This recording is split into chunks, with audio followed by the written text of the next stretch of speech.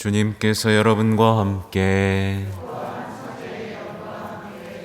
요한이 전한 거룩한 복음입니다. 주님 영광 받으소서. 그때 예수님께서는 올리브산으로 가셨다. 이른 아침에 예수님께서 다시 성전에 가시니 온 백성이 그분께 모여들었다. 그래서 그분께서는 앉으셔서 그들을 가르치셨다. 그때 율법학자들과 바리사이들이 가늠하다 붙잡힌 여자를 끌고 와서 가운데에 세워놓고 예수님께 말하였다. 스승님, 이 여자가 가늠하다 현장에서 붙잡혔습니다. 모세는 율법에서 이런 여자에게 돌을 던져 죽이라고 우리에게 명령하였습니다. 스승님 생각은 어떠하십니까? 그들은 예수님을 시험하여 고소할 구실을 만들려고 그렇게 말한 것이다. 그러나 예수님께서는 몸을 굽히시어 손가락으로 땅에 무엇인가 쓰기 시작하셨다. 그들이 줄곧 물어대자 예수님께서 몸을 일으키시어 그들에게 이르셨다. 너희 가운데 죄 없는 자가 먼저 저 여자에게 돌을 던져라. 그리고 다시 몸을 굽히시어 땅에 무엇인가 쓰셨다. 그들은 이 말씀을 듣고 나이 많은 자들부터 시작하여 하나씩 하나씩 떠나갔다. 마침내 예수님만 남으시고 여자는 가운데 그대로 서 있었다. 예수님께서 몸을 일으키시고 그 여자에게 여인아, 그 자들이 어디 있느냐? 너를 단죄한 자가 아무도 없느냐? 하고 물으셨다. 그 여자가 선생님, 아무도 없습니다. 하고 대답하자 예수님께서 이르셨다. 나도 너를 단죄하지 않는다. 가거라. 그리고 이제부터 다시는 죄 짓지 마라. 주님의 말씀입니다.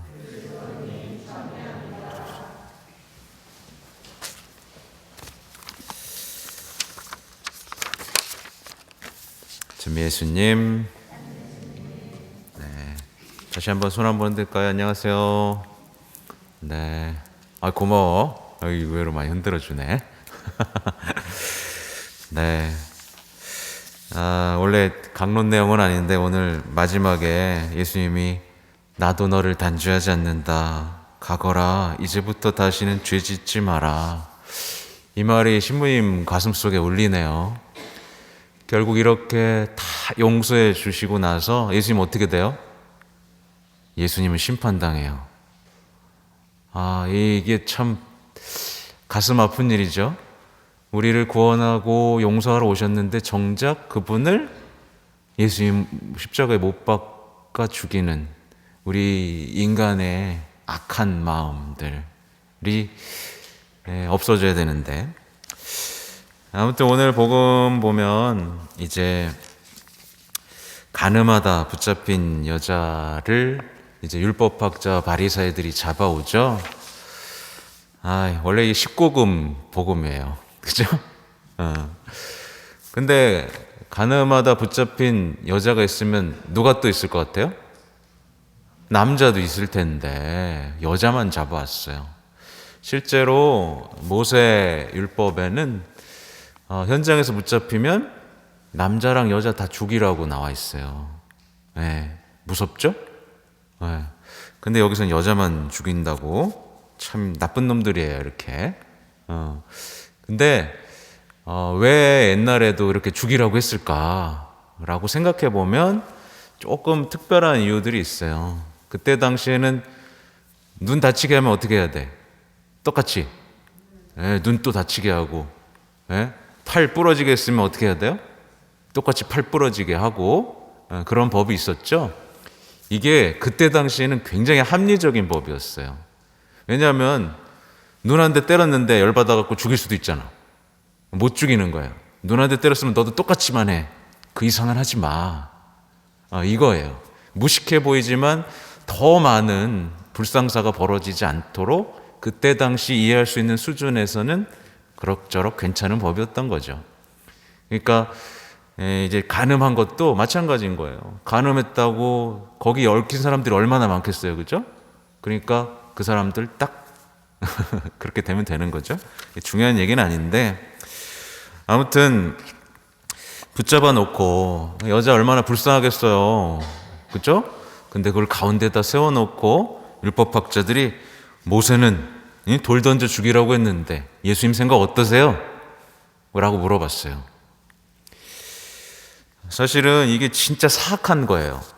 왜냐하면 얘들의 의도가 뭐냐면, 만약에 예수님이 그래 율법대로 죽여라 이러면 어떡할게요?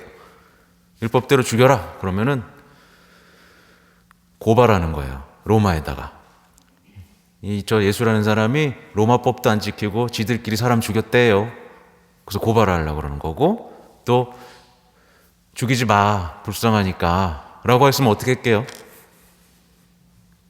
저 율법 어겼다고 또 고발하려고 그러는 거예요. 그러니까 진짜 사악한 거지. 그죠? 그러니까 이 사람들은 그냥 사악한 거야. 여자의 어떤 부끄러움이나 어떤 인간에 대한 애정도 없고 그냥 예수님을 죽이고 싶은 마음만 있는 거예요. 진짜 사악하죠? 근데 이런 것들이 우리 시대에도 딱 던져지는 덫이에요. 그래서 예를 들면 뭐가 있을까? 이 시대에도 사형제도 같은 게 있죠. 우리 친구도 혹시 사형제도 찬성하는 사람? 반대한다. 네. 그러니까 사형제도보다 또 다른 것들이 있는데, 이게 뭐냐면 덫인 건데, 심판과 단죄라는 덫이에요. 이 사람을 얼마나 처벌해야 될지, 어떻게 혼내줘야 될지라는 이 틀 안에 갇혀 있으면 여기서 빠져나올 수 있을까요, 없을까요? 못 빠져나와요. 그러니까 율법학자들은 그걸 딱 노리고 예수님한테 덫을 던진 거죠. 그러니까 율법학자 바리사이들은 어떻게든 단죄하고 심판할 수 있다는 확신이 있었는데, 예수님은 어떻게 해서 여기서 빠져나올 수 있었을까요? 딱 한 가지 마음. 어떻게 하면 모두를 구원할 수 있을까? 이 마음인 거예요. 우리 친구들의 마음 안에 꼭 있어야 되는 거죠. 나도 많은 사람들을 예수님께로 데려가려면 난 어떤 행동을 해야 되지? 라는 마음만 있다면 이 세상에서 단죄하고 심판하는 마음에서 벗어날 수가 있어요. 예수님께서는 대답을 안 하시죠. 그리고 땅에 이제 몸을 굽히셔서 땅에다 뭘로 썼어요? 손가락으로? 못 썼게요. 아무도 몰라. 근데 이렇게 막 쓰니까 여러 가지 해석이 있는데, 신부님이 제일 좋아하는 해석은 뭐냐면, 이 손가락으로 땅에 뭔가를 쓰는데 사람들은 뭘 생각했을까? 모세 돌판에 쓰여진 율법, 하느님의 손가락이 돌판에 모세 율법을 쓰이는 장면을 떠올랐을 거예요. 그래서 말하자면 뭐예요? 예수님이 누구신지를 드러내는 거예요. 율법을 만드신 예수님이시다. 바로 이분이. 네. 그리고 그 다음에 또 다른 해석도 있긴 해요. 또 다른 해석은 뭐냐면, 이렇게 그들의 이름을 썼다 그래. 썼다고. 딱 이름을 막 썼다고. 그런데 바람이 불면서 싹 다 사라지는 거야. 그러니까 자기도 죽을 운명에 처한 어떤 직면하는 거죠. 그죠? 근데 아무튼 율법을 제정하신 예수님의 권위를 딱 드러내고, 그 다음에 자꾸 이제 율법학자들은 거기서 그걸 발견하지 못하고 어떻게 하라는 거냐 추궁하니까, 이제 예수님께서 뭐라고 말씀하시냐? 너희 가운데 죄 없는 자가 먼저 저 여자에게 돌을 던져라 라고 말씀하셨어요. 자, 여기서 돌 던질 수 있는 사람 아무도 없죠. 왜냐하면 죄 없는 자는 아무도 없으니까. 이게 무슨 얘기냐면 간단해요. 너네는 심판할 처지가 아니야. 이 얘기인 거예요. 너희들은 누군가를 단죄하거나 심판할 처지에 있지 않아. 너희들 똑같이 주님께 자비를 청해야 되는 사람이야 라는 걸 알려주는 거예요. 네 주제를 알아라. 그래서 우리 미사 시작할 때 뭐 해요? 주님 자비를 베푸소서. 왜냐면 우리 죄인이니까. 그러니까 누군가를 함부로 단죄하려는 사람의 마음속에는 뭐가 있는 거예요? 난 죄인이 아니야. 저 사람은 죄인이야. 이런 어떤 오만함이 있는 거죠. 그러니까 예수님이 정말 전곡을 찌른 거예요. 너도 비참한 죄인이니, 너도 언젠가 주님 앞에 서야 되는 죄인이니 누군가 단죄할 생각하지 마. 너한테는 심판할 권리가 없어. 심판하는 건 나밖에 없어. 예수님, 당신밖에 없습니다라는 것을 알려주시는 거예요. 신부님 이미 얘기했지만, 근데 오늘날의 이 세상 어때요? 사람들? 뉴스만 딱 키면 어떤 사람들 나와요? 막 자기가 정의의 수호자지 막. 정의를 지켜야 됩니다. 누구를 다 집어 쳐넣어야 됩니다.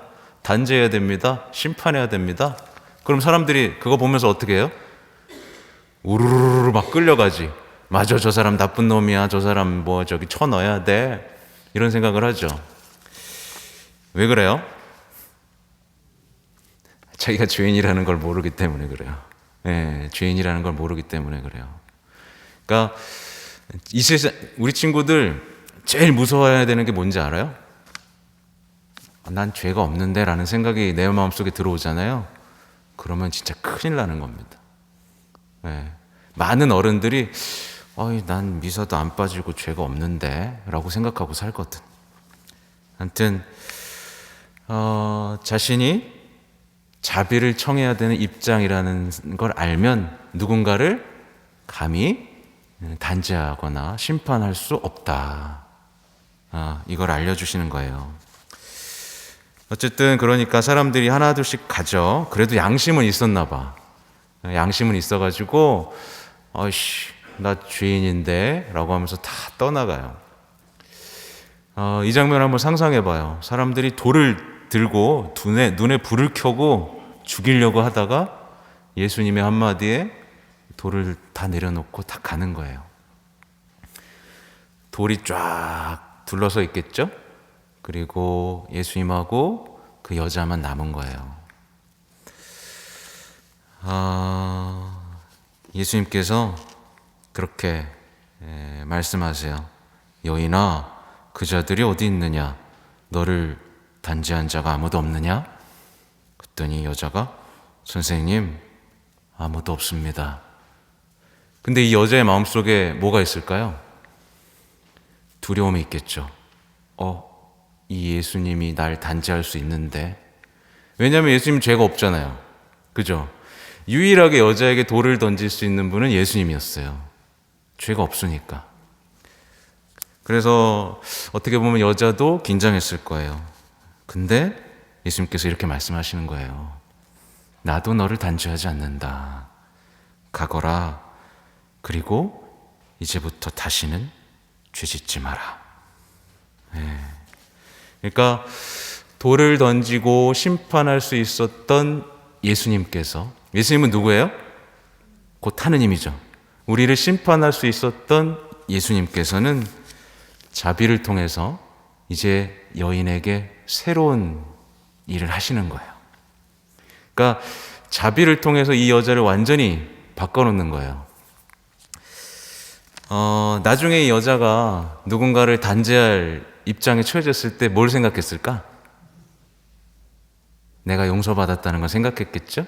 그래서 자비는 자꾸 자비를 낳게 되죠. 그래서 세상을 아름답게 바꿔나가는 사람이 돼요. 근데 만약에 어떤 사람이 심판과 단죄라는 공식에, 삶의 공식에 꽉 잡혀 있잖아요? 그럼 맨날 그 어른들은 제자리 걸음을 해요. 그냥 아무튼 그래요. 그래서 오늘 제1독서에 이 얘기가 나오는 거예요. 보라, 내가 새 일을 하려 한다. 이게 뭐냐면 자비만이 세상을 바꾼다는 거예요. 그래서 우리 친구들의 가슴 속에 자비가 들어오고 자비를 실천할 수 있는 힘이 생기잖아요. 그러면 여러분의 삶은 바뀌는 거예요. 그리고 여러분은 예수님과 함께 세상을 바꾸는 사람이 되는 거예요. 그래서 십자가를 보면서 우리가 생각해야 될 건, 저렇게까지 죽으시면서까지 자비를 베푸셨다는 사실인 거예요. 그래서 진짜 이제 중요한 얘기가 오늘 제2독서에 나오는데 10절의 내용이에요. 이 말이에요. 나는 죽음을 겪으시는 그분을 닮아 그분과 그분 부활의 힘을 알고 그분 고난에 동참하는 법을 알고 싶습니다. 바오로 사도가 고백하는 거야. 우리 친구들 이거를 이해하는 사람은 이제 평생 인생이 달라질 겁니다. 다시 한번 읽어줄게요. 나는 죽음을 겪으시는 그분을 닮아 그분과 그분 부활의 힘을 알고 그분 고난에 동참하는 법을 알고 싶습니다. 그리하여 어떻게든 죽은 이들 가운데에서 살아나는 부활에 이를 수 있기를 바랍니다. 신부님이 해석해주면 이렇습니다. 죽음을 겪으시는 그분을 닮아. 그러니까 이게 뭐예요? 끝까지 용서하신다는 거죠. 그래서 고난에 동참하는 법을 알고 싶습니다. 고난에 동참하는 법이 뭐예요, 우리 친구들? 이해가 안 되죠? 좀 어렵죠? 고난에 동참하는 법은 자비로운 사람이 되는 거예요. 그래서 예수님이 끝까지 용서하고 자비롭기 위해서 어떻게 되신 거예요? 십자가에 못 박혀 돌아가신 거예요. 그리고 부활하신 거죠. 그러니까 고난에 동참하는 법을 알고 싶었던 바오로 사도가 했던 건 어떻게든 용서하면서 예수님께서 가셨던 그 십자가의 길을 나도 한번 가보고 싶다라고 막 절절하게 얘기하는 거예요. 그래서 그렇게 된다면 나도 영광스럽게 부활할 수 있겠구나 라는 희망을 가진 거죠.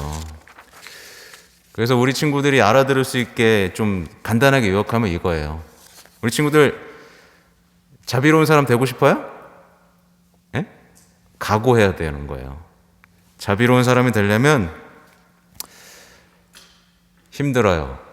자비로운 사람이 되려면 예수님처럼 힘든 일을 당할 수밖에 없어요. 예. 하지만 예수님과 같은 일을 당하면 예수님처럼 영광스럽게 되고 부활하게 되는 거예요. 그러니까 이 말이 좀 어려울 겁니다. 그러니까 핵심만 요약하면 자비로운 사람이라는 거, 이게 얼마나 중요한지를 알고 이렇게 기도했으면 좋겠어요. 주님, 저도 예수님처럼 단죄하지 않고 자비로운 사람 되고 싶어요. 만약 제가 자비로운 사람이 되어서 예수님처럼 힘든 일을 당할지라도 전 자비로운 사람이 되는 걸 포기하고 싶지 않아요. 예, 세상 사람들이 아무리 단죄가 좋다 그러고 심판하는 삶이 더 편하다고 할지라도 저는 끝까지 자비로운 사람 돼볼 거예요. 만약 이런 다짐을 오늘 할 수 있다면 우리 친구들은 오늘 복음을 잘 알아들은 겁니다. 그래요. 아무튼 누구도 남에게 돌을 던질 수 있는 사람은 없다. 예수님마저도 그렇게 하지 않으셨는데 우리가 그걸 한다면 우리는 나중에 하늘나라 갔을 때 어떻게 해요? 네, 예수님한테 혼나는 거지, 그죠? 그러니까 오늘 자비로운 마음을 청하고 내 안에서 새로운 일을 하시려는 예수님을 만나는 우리 친구들이 되면 좋겠습니다. 아멘.